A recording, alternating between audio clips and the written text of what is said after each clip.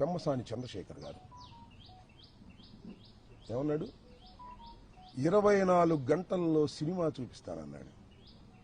చూపించావు. 24 గంటల్లో కాదు, సినిమా పెద్ద సినిమా చూపించావు బా. ఎంత సినిమా చూపించావు?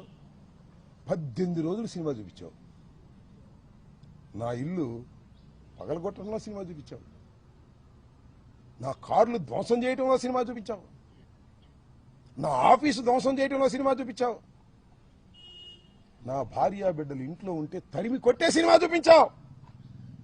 లాకప్లో పడేసే సినిమా చూపించావు. రాజమండ్రి సెంట్రల్ జైల్లో 18 రోజులు ఉండే సినిమా చూపించావు. అవునయ్యా పెమ్మసాని, ఇంత పెద్ద సినిమా తీసావే, బాగా డబ్బున్నాడు కదా. ఎవడు దీనిలో హీరో? ఎవడు దీనిలో హీరో? ఇల్లు తగలేసిన వాడు హీరోనా? జైల్లో ఉన్నవాడు హీరోనా? చెప్పని అడుగుతా ఉన్నా.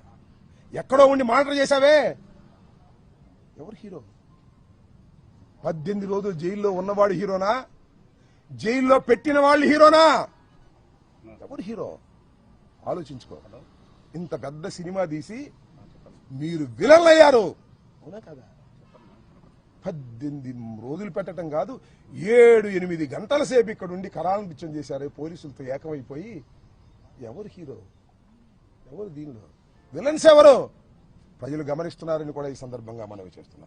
అనని మాటలు అన్నానని రాసిన వాడు విలనా? ఏమీ అనుకోకుండా అపవాదు పడేవాడా విలన్? ఎవరు హీరో, ఎవరు విలన్? ఆలోచించుకోమని కూడా ఇవాళ పెమ్మసాని చంద్రశేఖర్ని అడుగుతా ఉన్నా.